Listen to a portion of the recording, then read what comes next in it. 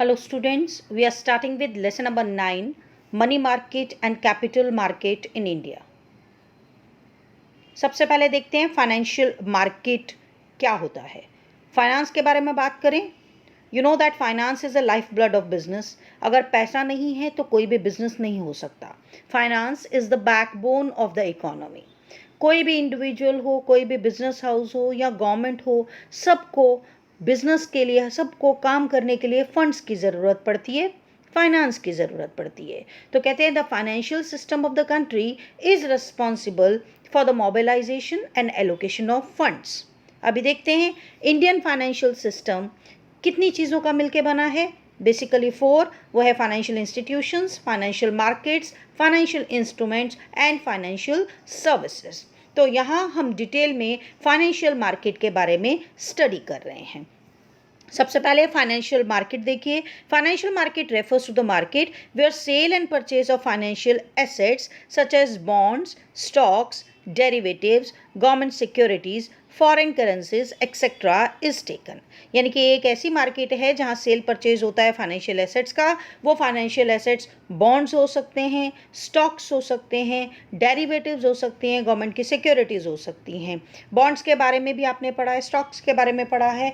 और डेरिवेटिव क्या है, इसके लिए छोटा सा एक एग्जाम्पल दे देते हैं. डेरिवेटिव का मतलब it is a contract between two parties which derives its value or price from an underlying asset. That means जो एसेट के ऊपर आपने कॉन्ट्रैक्ट साइन किया है उस एसेट की वैल्यू बढ़ती और कम होती रहती है और उसके हिसाब से ही मार्केट में उस चीज़ की वैल्यू बढ़ती या कम होती है. उसे डेरिवेटिव कहते हैं. डेरिवेटिव आगे कई तरह का हो सकता है, future, forward, swap deal etcetera, और इसके बारे में आप डिटेल में आगे स्टडी करेंगे. सो 12th स्टैंडर्ड के लिए आपको सिर्फ ये याद रखना है, derivative is one financial asset which is moving in the Indian market. Then government की सिक्योरिटीज़ हैं, ट्रेजरी बिल्स हैं, ये सब हैं. देन फॉरेन करेंसीज है. This is taken into financial market. So financial market operates through banks, non banking financial institutions, brokers, mutual funds, discount houses etcetera. Financial market includes two distinct market, that is money market and capital market. और हमारा full fledged lesson money market और capital market के around ही है.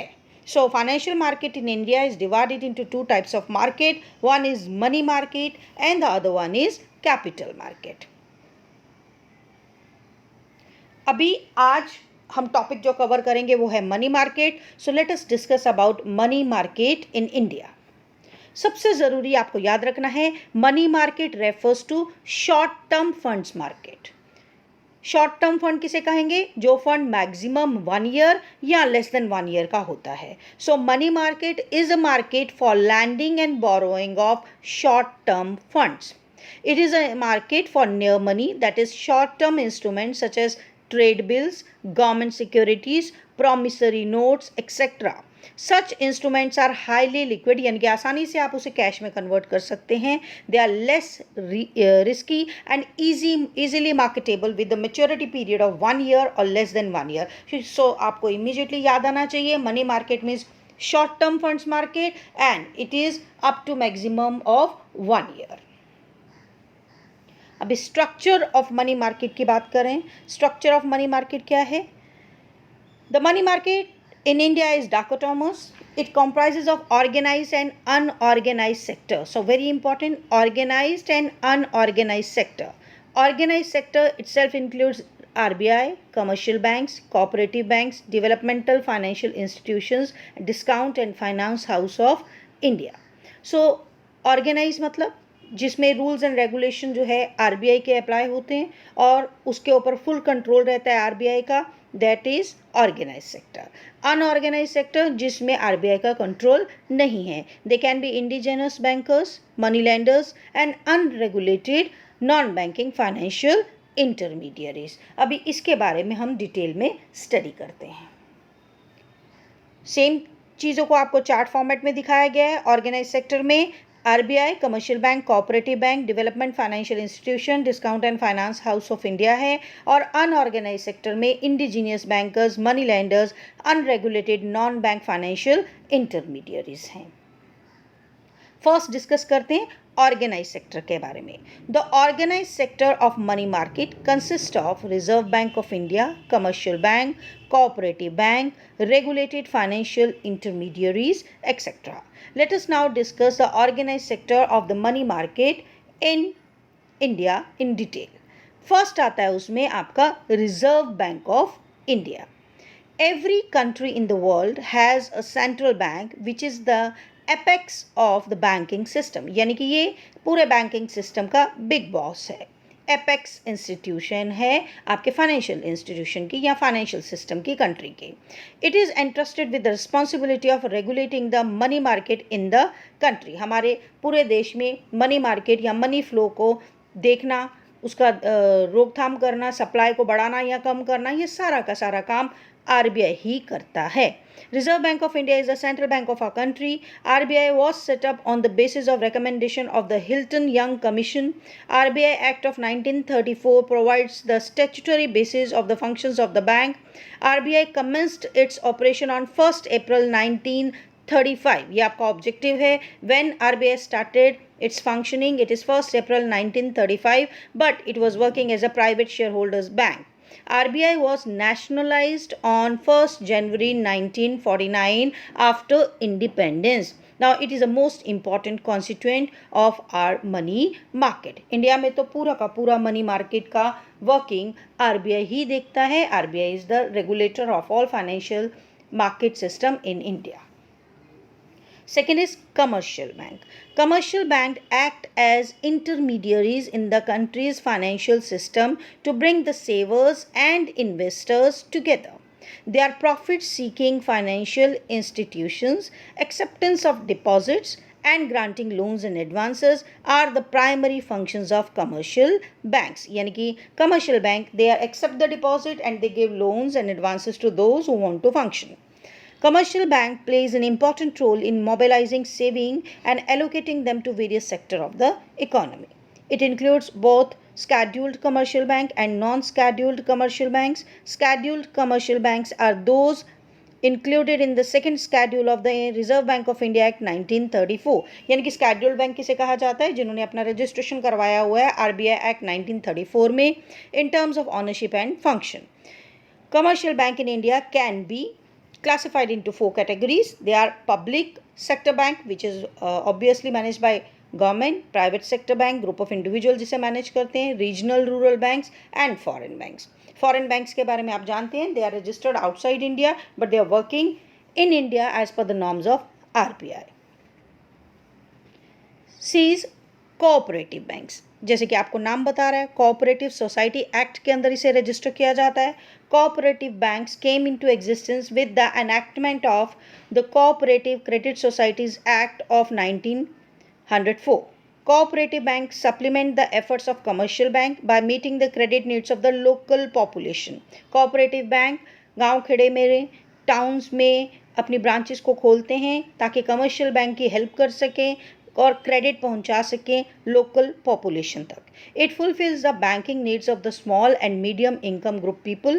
The cooperative credit sector comprises of cooperative credit institutions such as primary cooperative credit institution which works at village level, then district cooperative banks and then state cooperative banks.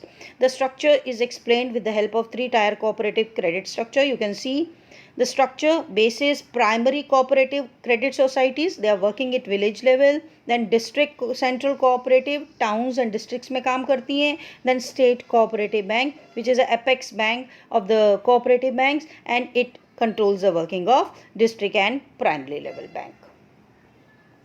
D is development financial institutions. Now development financial institution का काम क्या है? They provide medium and long term financial help to the needy people. So development financial institutions are agencies that provide medium and long term financial assistance. They help in the development of industry, agriculture and other key sectors. Industrial Finance Corporation of India was the first development financial institutions to be established in 1948. Please pay attention, this is very important objective. सबसे पहली development financial institution कौन सी थी? It was Industrial Financial Corporation of India and which was established in 1948. Now, development financial institutions have diversified their operations with the advent of liberalization and globalization. जब से liberalization हुआ है और globalization हुआ है, इनका वर्किंग रेंज भी बढ़ गया है. इन्होंने बहुत सारी सब्सिडरीज खोली हैं जो बहुत सारे नई सर्विसेज और नए प्रोडक्ट्स ऑफर करती हैं, जैसे कि commercial bank, consumer financial broking, venture capital finance, infrastructure financing, e commerce etcetera. Thus, development financial institutions are in the process of converting themselves into universal banks. RBI has issued guidelines for development financial institutions to become commercial bank, यानी कि इनको ये power दे रहा है RBI कि commercial bank की तरह काम कर सकते हैं. एग्जाम्पल है, आप बहुत फेमस बैंक को जानते हो, ICICI, that is industrial credit and investment corporation of India, has become a universal bank by a reverse mergers with the subsidiaries ICICI bank. E. Discount and Financial House of India. The Discount and Financial House of India was set up in 1988 as a money market institution based on the recommendation of the Vagul Committee. It is jointly owned by RBI, Public Sector Bank and financial institution to impart liquidity to the money market instruments.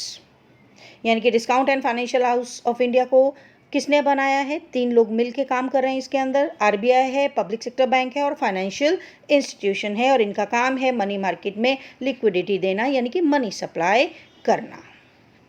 अभी आते हैं हम unorganised sector के बारे में. The unorganise money market in India comprises of indigenous bankers, money lenders and unregulated non banking financial intermediaries.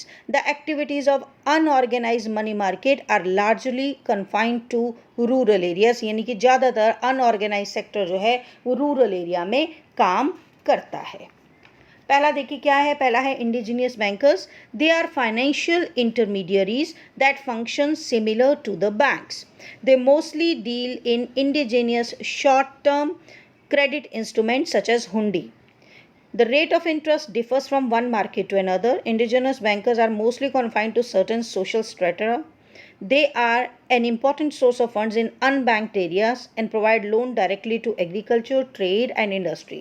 गांव area में ये लोग हुंडी साइन करवाते हैं, जिसको ये लोन देते हैं, और उनसे ये साइन के बाद रेट ऑफ इंटरेस्ट वसूलते हैं जो काफ़ी ज़्यादा होता है.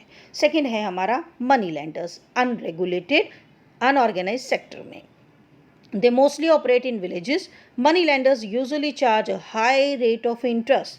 The loan provided by money lenders are both for productive and unproductive purpose. अभी productive क्या होता है? Productive यानी कि business में लगाना है, उसको अपने काम में लगाना है जिससे उसको आगे कमाई होने वाली है. और unproductive purpose, for example उनको अपने घर में शादी ब्याह है या कोई ऐसा खर्चा है जिससे आगे कोई कमाई होने वाली नहीं है, बट उसको ये खर्चा करना है for his personal leisure और important events.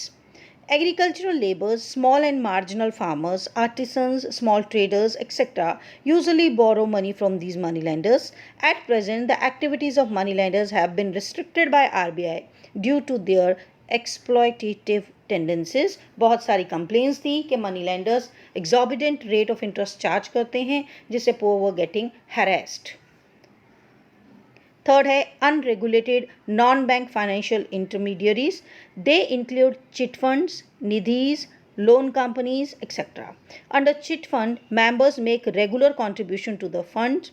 Bids or draws are made on the basis of criteria mutually agreed upon by the members.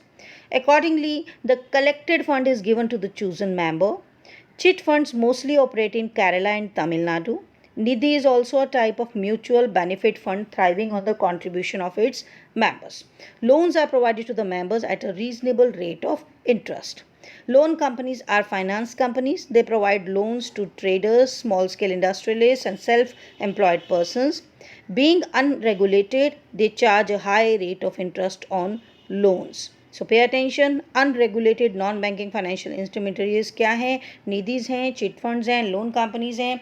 इसमें पैसा मेंबर्स कंट्रीब्यूट करते हैं और बिडिंग के थ्रू या ड्रॉज के थ्रू निकाला जाता है. जो भी सिस्टम इन्होंने एग्रीमेंट में फाइनल किया हुआ है उसके हिसाब से दे take out the draws and accordingly they give the loan to the person concerned who want the loan, obviously the person will pay the rate of interest to them. So for today, go through this lecture well and prepare your answer. Thank you.